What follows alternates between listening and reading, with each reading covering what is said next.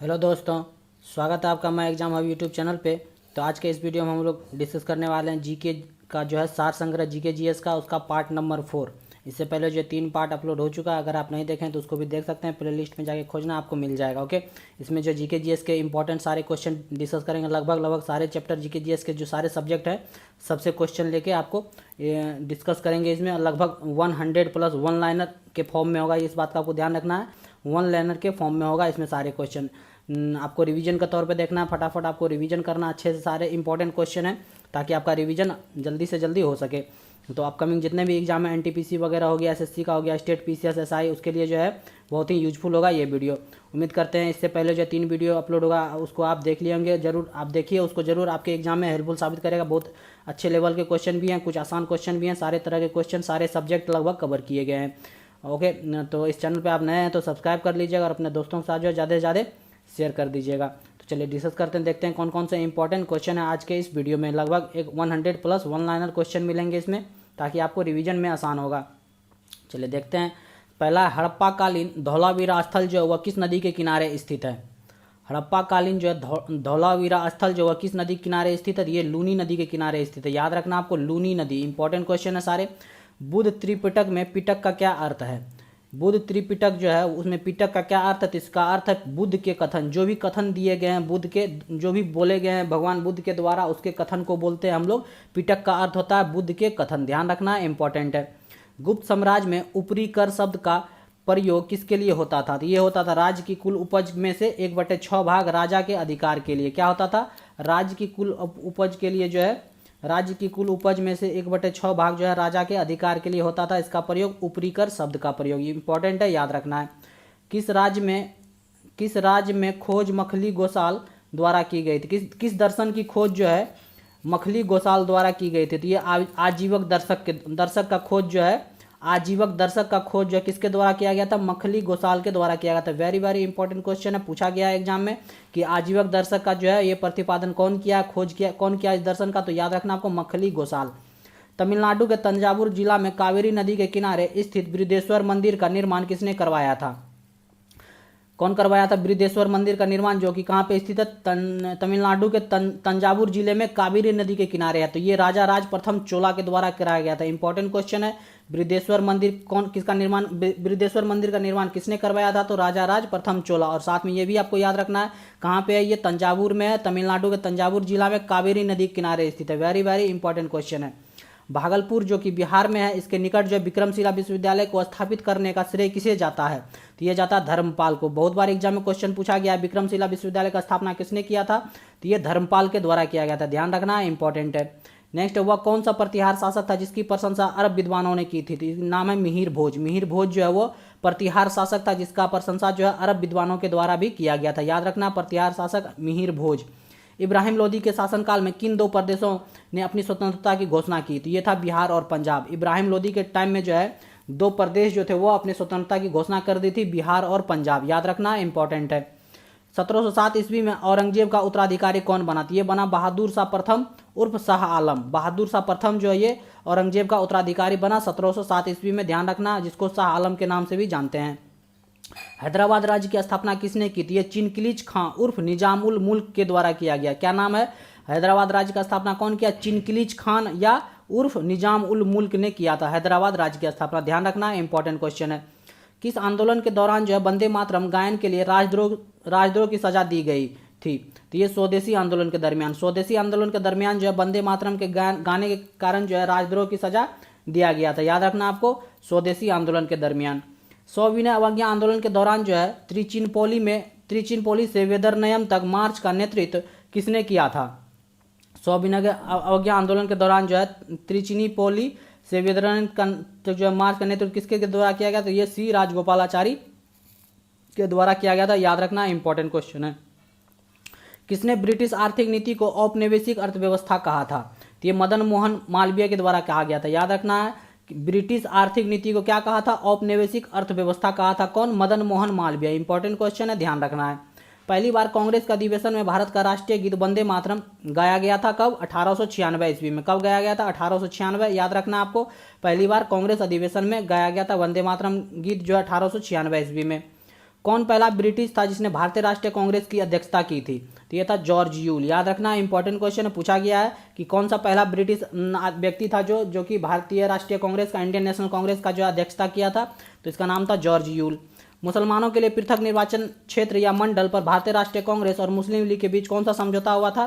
तो ये हुआ था लखनऊ पैक्ट 1916 में जो है लखनऊ पैक्ट हुआ था। मुसलमानों के लिए पृथक निर्वाचन के लिए भारतीय राष्ट्रीय कांग्रेस और मुस्लिम लीग के बीच जो ये समझौता हुआ था, जिसका नाम है लखनऊ पैक्ट 1916 में हुआ था। नेक्स्ट, जलियांवाला बाग हत्याकांड के विरोध में किसने वायसराय की कार्यकारी परिषद से इस्तीफा दिया था? तो ये दिया था Sankaran Nair. Very very important question पूछा गया है एग्जाम में कि जलियांवाला बाग हत्याकांड के विरोध में जो है किसने वायसराय की कार्यकारी परिषद से जो है इस्तीफा दे दिया था? तो इसका नाम है शंकरन नायर। स्वतंत्रता आंदोलन के दौरान जो केसरी नामक समाचार पत्र किसने शुरू किया था? तो ये बाल गंगाधर तिलक के द्वारा शुरू किया गया था, केसरी नामक समाचार पत्र। मुस्लिम लीग के किस अधिवेशन में मोहम्मद अली जिन्ना ने बांटो और छोड़ो का नारा दिया था? तो ये कराची अधिवेशन 1943। याद रखना आपको, कराची अधिवेशन 1943 में जो है मुस्लिम लीग के अधिवेशन में मोहम्मद अली जिन्ना ने ये नारा दिया था कि बांटो और छोड़ो। याद रखना आपको, कराची अधिवेशन। किस समाजवादी नेता ने जेल से भागकर भारत छोड़ो आंदोलन में हिस्सा लिया था? तो ये थे राम मनोहर लोहिया। कौन थे? राम मनोहर लोहिया जो थे ये समाजवादी नेता थे, इन्होंने जेल से भागकर जो है भारत छोड़ो आंदोलन में हिस्सा लिया था। याद रखना, इंपॉर्टेंट है। सुप्रीम कोर्ट के जजों की संख्या को कैसे बदला जा सकता है? संसद द्वारा पारित कानून से। संसद द्वारा जो है कानून जो वो पारित करके जो है सुप्रीम कोर्ट के जजों की संख्या को बदला जा सकता है। इस बात का आपको ध्यान रखना है, इंपॉर्टेंट क्वेश्चन है। दिल्ली को एनसीटी राष्ट्रीय राजधानी प्रदेश संविधान के किस संशोधन से बनाया गया? किस संशोधन से बनाया गया दिल्ली को मतलब कि राष्ट्रीय राजधानी प्रदेश का किस संशोधन के संविधान किस संशोधन के बनाया गया? ये 69वां संविधान संशोधन 1991 के तहत बनाया गया। याद रखना आपको, 69वां संविधान संशोधन 1991 के तहत बनाया गया राष्ट्रीय राजधानी प्रदेश। संविधान के किस संशोधन को लघु संविधान के नाम से भी जाना जाता है, क्योंकि इसमें संविधान में कई बदलाव लाए?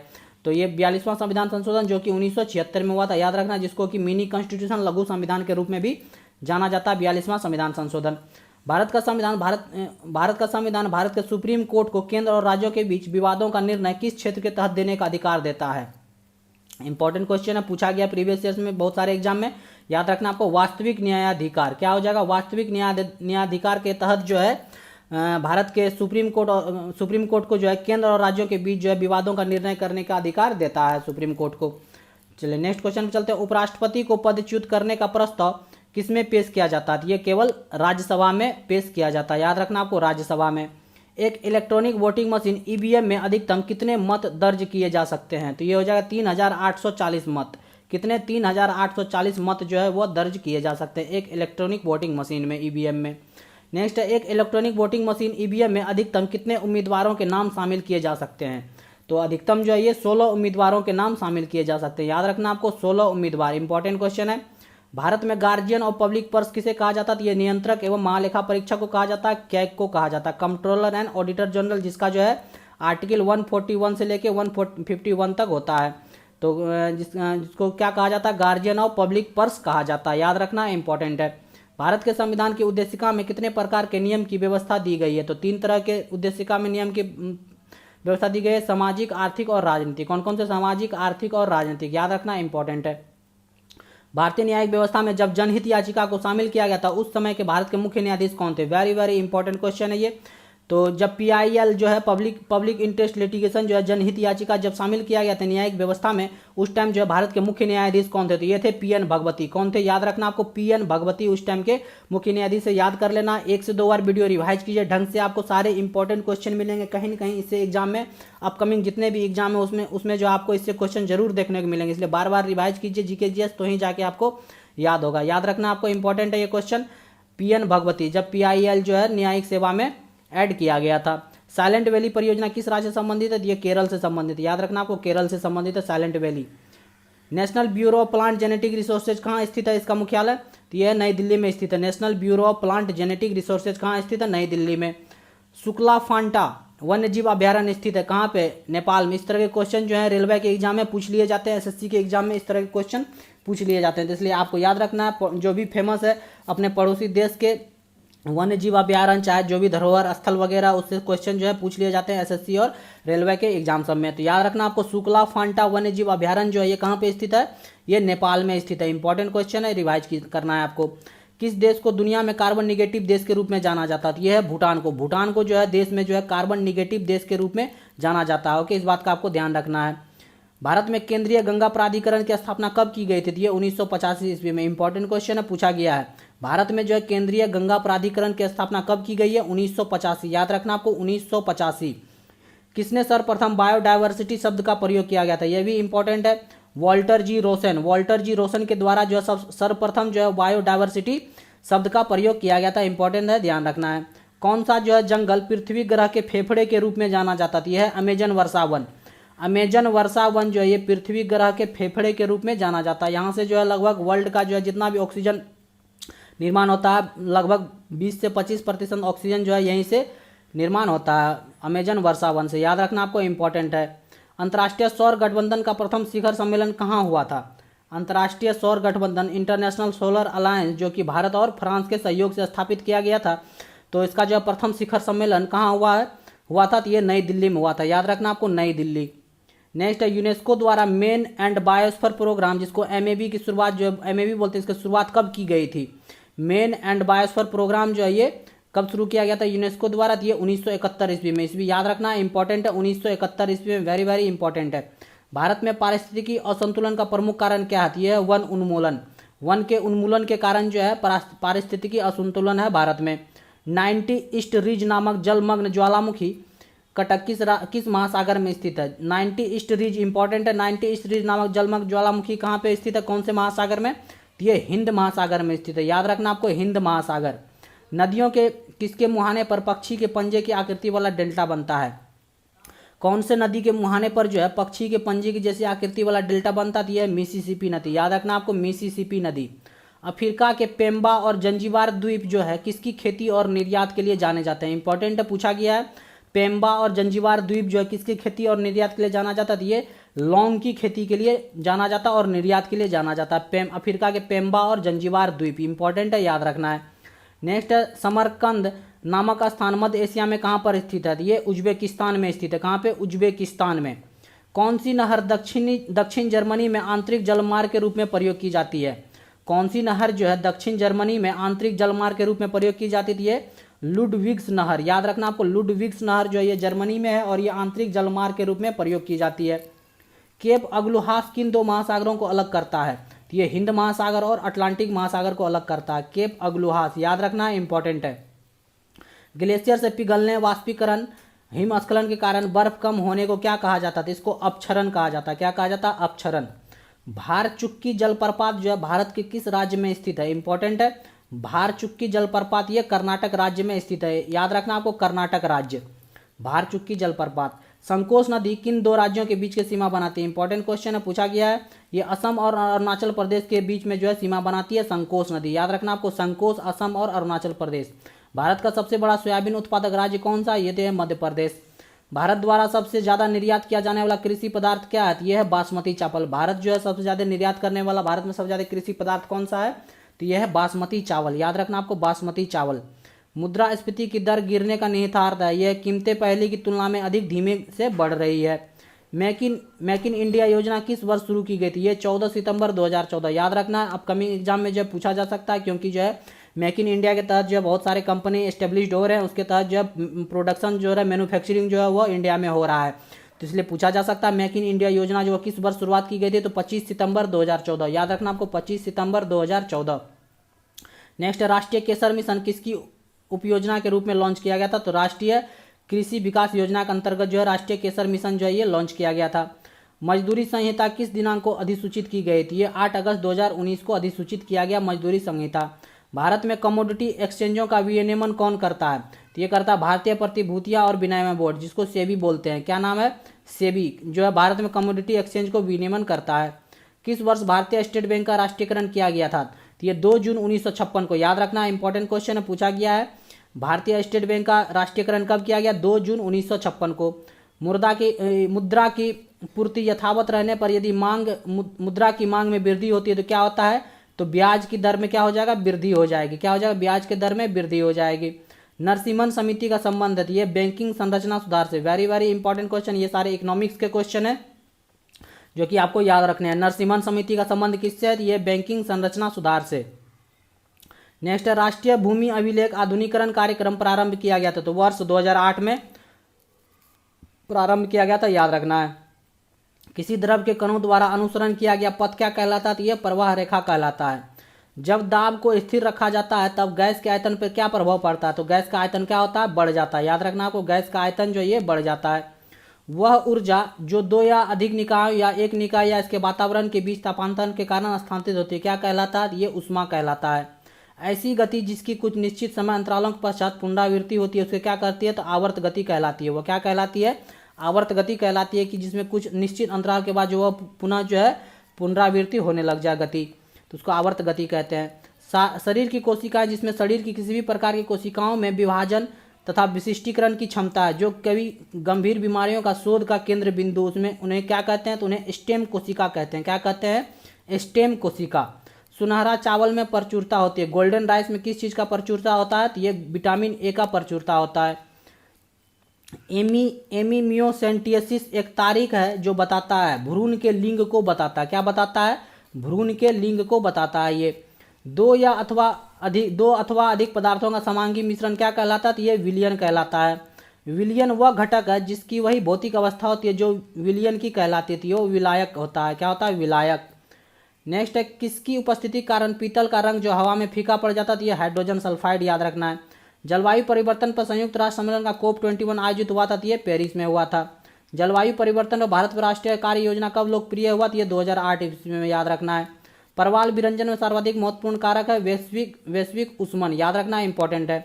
हरितगृह प्रवाह से वातावरण में कौन सा परिवर्तन होता है, तो वायुमंडल में आर्द्रता बढ़ जाती है और वायु की गति बढ़ जाती है। कौन सी बीमारी से कोयले की खान में काम करने वाले मजदूरों की उम्र जो है कम हो जाती है, उस बीमारी को ब्लैक लंग्स बीमारी भी कहा जाता है। यह है कुलोम गुलानुरुंगता, याद रखना आपको, इंपॉर्टेंट है। समताप मंडल की ओजोन गैस की परत की मोटाई किसकी इकाई में नापी जाती है, तो ये याद रखना आपको, डॉब्सन इकाई में, इंपॉर्टेंट है। कौन सी संधि प्रोटोकॉल अंटार्कटिका के खनन पर रोक लगाते थे, अंटार्कटिका एनवायरमेंट प्रोटोकॉल के अंतर्गत। मानव की कौन सी क्रिया जलवायु में सर्वाधिक प्रभावित होती है, तो यह कृषि। ग्रीन हाउस गैसों की संकल्पना की थी जोसेफ फोरियर ने। कौन किया था, जोसेफ फोरियर। माइकल फेल्प्स किस खेल से संबंधित है, ये तैराकी से संबंधित है। अर्जुन पुरस्कार कब प्रारंभ किया गया था, तो 1961 ईस्वी में। 3 सेकेंड्स किस खेल से संबंधित है, ये बास्केटबॉल से संबंधित है। अपर कट किस खेल से संबंधित है, ये बॉक्सिंग से संबंधित है, याद रखना है।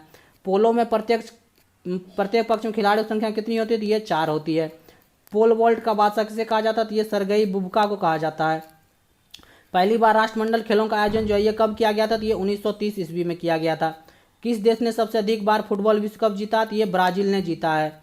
नेक्स्ट है टेनिस ग्रैंड स्लैम खिताब जीतने वाली पहली महिला खिलाड़ी कौन थी, तो ये सानिया मिर्जा थी। प्रथम भारतीय महिला क्रिकेट एम्पायर कौन थी, तो ये अंजलि राजगोपाल थी। पब्लिक डोमेन सॉफ्टवेयर क्या होता है, तो ये ऑनलाइन उपलब्ध जो मुफ्त सॉफ्टवेयर उसको बोलते हैं पब्लिक डोमेन सॉफ्टवेयर। निर्देशों का समूह जो कंप्यूटर को यह बताता है कि वो कंप्यूटर को क्या करना, क्या कहलाता है, ये प्रोग्राम कहलाता है। माइक्रोसॉफ्ट के नए वेब ब्राउजर का नाम क्या है, तो ये एज नाम है। कंप्यूटर कंट्रोल करने संबंधित इंस्ट्रक्शन या प्रोग्राम को कहते हैं सॉफ्टवेयर कहते हैं उसको। माइक्रोसॉफ्ट वर्ड उदाहरण है एप्लीकेशन सॉफ्टवेयर का, याद रखना आपको, एप्लीकेशन सॉफ्टवेयर। इंटरनेट का जनक कौन है, तो डॉक्टर विंटर्स जी सर्फ जनक है इंटरनेट का। सूचना राजपथ किसे कहा जाता है, तो ये इंटरनेट को कहा जाता है।